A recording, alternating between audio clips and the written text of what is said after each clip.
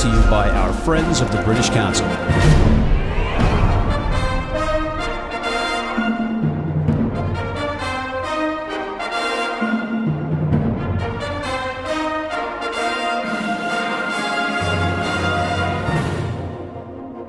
Hey everybody, Matt McCarthy back for Rugby Wrap-Up here at the Fantasy Sports Network, Studio 34 in the Renaissance Hotel, Rockin' Riley's Pub on West 35th Street in New York City. And we are back with some all-stars. We have Mr. Nick Murray, who is, I can't tell you what he does, ladies and gentlemen. He's that secretive about what he does. He's from County Kildare in Ireland. He's just here in America, and he's going to stay. He's also spent a lot of time in Africa doing a whole bunch of stuff like that. We have Mark Griffin from Play Rugby USA, who also played for Team USA, the Eagles. And we have Mr. George Hook calling in from, we're not 100% sure. We know he's in an airport someplace. Welcome, Coach. Yeah, welcome from Manchester in Lancashire in England, where the flight for Ireland leaves in about 30 minutes. So get your skates on. Okay, let's get our skates on. Quickly, we have our man here, Nick Murray, who was chatting up rugby in a pub here in New York City. I overheard him, and we ended up speaking for a good long time about rugby. And your name came up. And I said, I know Mr. Hook. I'm going to see if I can get him to call in. And here you are, and to join our conversation about the Pro14. So I want to get your take and then Nick's take on the whole development with Mr. Simon Zebo. Well, I mean, no Irish player is going to go to France unless he has to. The Johnny Sexton experience, where he was out of rugby for 14 months, essentially out of sight, out of mind. This is a ploy by the agent. The agent says, my guy's going to go to Pau in France unless you pay him a ton of money. Then the Irish Rugby Union panic, wet their underwear, and they say, okay, we give him a lot of money. So he was never going to France. He was always staying in Ireland. He was just cooking up a deal. But he did go to France. Sexton. No. Sexton was playing. Sexton did, but Zebo won't. Oh, you don't think Zebo Zebo saw the Sexton experience and was never going to repeat it. You think Sexton? Nobody's going to repeat it. You think Zebo is going to stay? Of course, he's going to stay. I mean, it's not an issue. It's not even worth your time. Really? All right, Nick. I'd be curious if Zebo's going to stay. Why he hasn't countered all the media focus that's been generated in relation to not only leaving Ireland but potentially losing his international career, given that the World Cup is around the corner. So one would think that he would step forward and at least comment and say it's speculation more so than fact, because Irish Times this morning clearly stated he's on his way to France. It's done. It's a done deal. Yeah. So, Coach, if he does indeed go, is that his death sentence with Irish rugby, with the IRFU? Well, the experience of this goes all the way back to the 1991 World Cup, believe it or not. Italy arrived in Britain, and there wasn't an out-half playing in the Italy First Division qualified for Italy. Now, the same problem is happening in Wales, where they're losing players. New Zealand, Australia.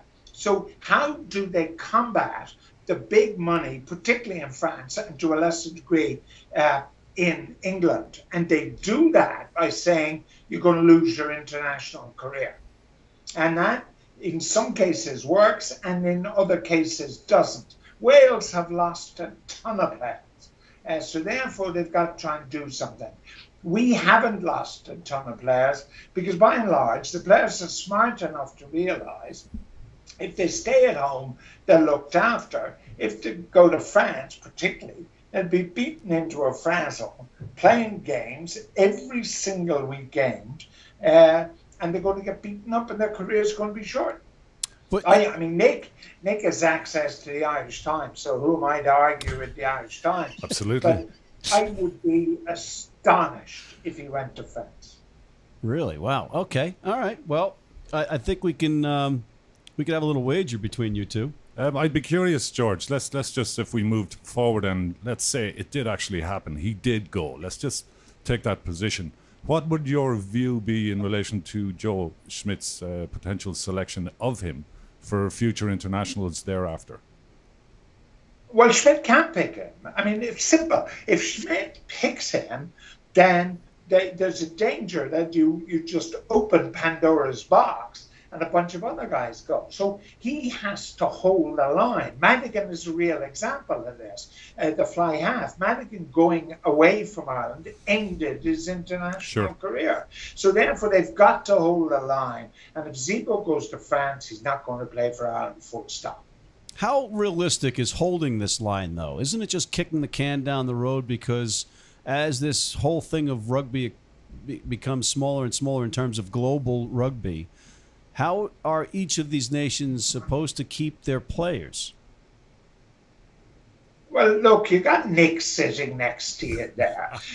His county in Kildare, apart from Cork, isn't a bad Gaelic footballing county. So therefore, rugby is competing with Gaelic football, soccer, and then there's rugby. So therefore, we've got a tiny playing population, and we kick above our weight. There's no question about that. So therefore, in order to do that, we must keep the best players at home. Wales belatedly have understood it. England have understood it. And that's the way it's going to go. The real problem is it doesn't really matter because there won't be any rugby in 10 years, so it really won't matter. Well, you bring up the Welsh, right? And isn't it true that the Welsh Rugby Union pays their clubs less out of their TV monies than what the Irish provinces get from the IRFU, and that's why the Irish teams are able to pay their players more? Is that accurate?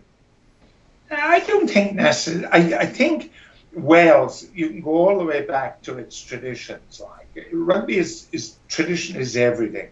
Wales has always been a working class sport, and it's really interesting. If you go to the team room when Wales are playing and you go to the team room when Ireland are playing, I guarantee you the food is better in the Irish team room, the facilities are better in the Irish team room. So Ireland players are looked after better, and they always have been. And essentially the same, Wales has always had a drift away from their game. It used to be, before professionalism, to go to the north of England to play rugby league. For leaving the Valleys and joining Salford Rugby League Club, David Watkins of Newport and Wales pocketed £13,000 tax-free. Obviously, the reason I turned professional was from a financial point of view.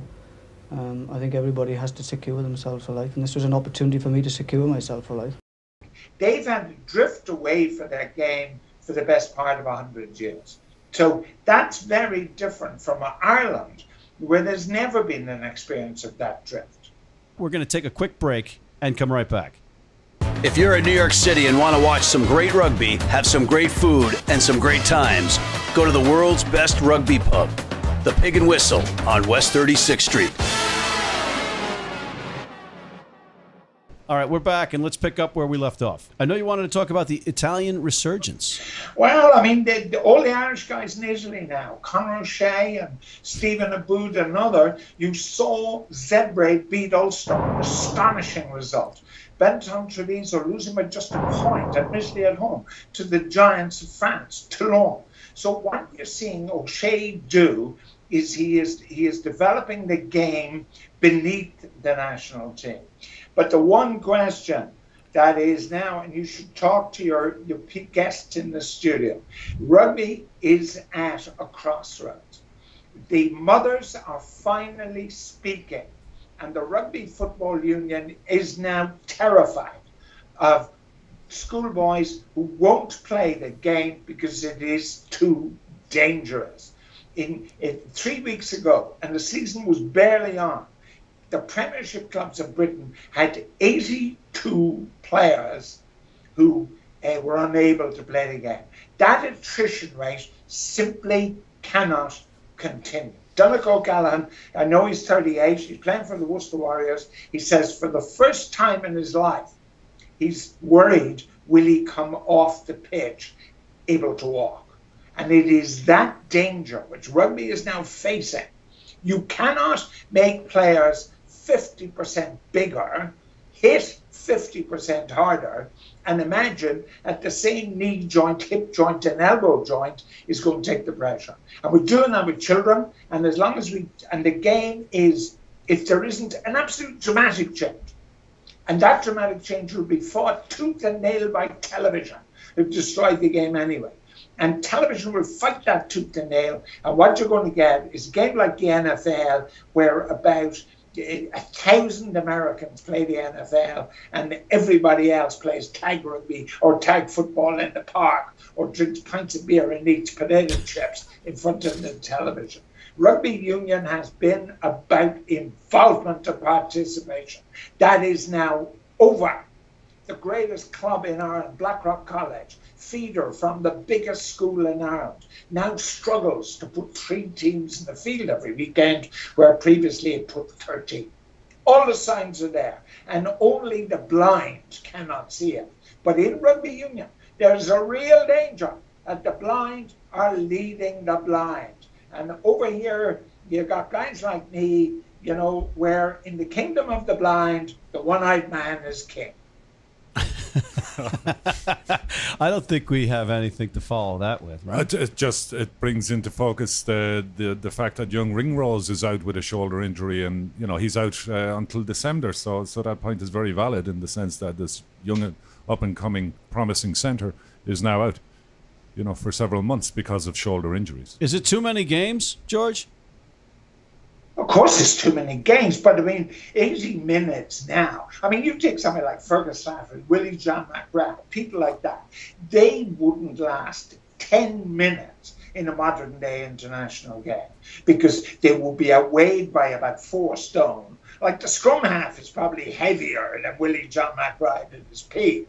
I don't know what the collar size for American shirts is, but once upon a time only the second or the collar size of 18 or 18 and a half. Now the bloody scrum half has a collar size that size, and he bench presses about 1.5 tons. You cannot do it. All the orthopedic science points to the fact you cannot do it. So it's not the concussion concern for the parents? Well, concussion is now just one of them. It was just one. Concussion is now wrapped up with all the others. And the mothers have seen children of 12, 13 and 14. I'm involved at that level, so I know what I'm talking about. I see it every Wednesday and Saturday. They are seeing their children going to accident and emergency wards with injuries unheard of in that age group in the past. And the mothers are talking. It's over, guys. It's over. Is there any hope, Coach? Because you've painted a very bleak picture for us here in rugby. Oh, there's a great future. It's called tag rugby. If somebody had come to me when I was 19 and said, we got a game for you in which you'd be playing with women, there's no tackling, and there's a ton of beer drunk after it, I would have taken it up in a heartbeat. There's more people playing tag rugby now than there are playing rugby union. Who not? Do you imagine packing down in the second row with some buxom blonde? God, I would have given my eye teeth for it. That's tag rugby with scrums, I do think that we can tie this back to the business of rugby, though, right? And reframing how we look at the rugby landscape, because everyone thinks that the business of rugby is just the national teams and people that go and watch the internationals and then professional leagues, and the true business of rugby is everything rugby, right? And things like tag rugby are huge at growing participation, and World Rugby and the IRFU have focused a lot of time and energy over the last few years on trying to, especially the IRFU, right, with all sorts of different participation programs and different brands of rugby to engage people. And I think we have to look at the whole before we can just focus on the professional game, because the professional game has to live within that, and we do have to take care of those players. See, I happen to think that the more people playing flag rugby ultimately will pique the interest of players that say, hey, what's the other thing like? And to test themselves to a degree. Listen, Matt, I can hear the Airbus 321 warming up on the runway. I got to go because there's no plane after this one. I'm in Manchester overnight if I lose this. And I was only in Manchester once before. I spent a month there one Saturday afternoon. All right. Well, we're going to let you go. But before you go, Coach, You got any predictions on which Irish team is going to go the furthest in the Champions Cup this year? Leinster, I think, although they can't, my grandmother used to tackle better than the Leinster backline, and Munster are just terrible. But Leinster are succeeding even though they're missing more tackles because they've got probably the best halfbacks in the competition. All right, so it's going to be Leinster for Ireland. All right, Coach, safe travels. Thank you very much. Always a pleasure. And I think maybe Nick is a little bit more warmer to you now that you called in during this. Grant. Yeah, send the check. No worries. Send the check in the post. And on that note, Matt McCarthy for Rugby Wrap-Up at Studio 34, the Fantasy Sports Network, here at the Renaissance Hotel on West 35th Street in New York City, signing off.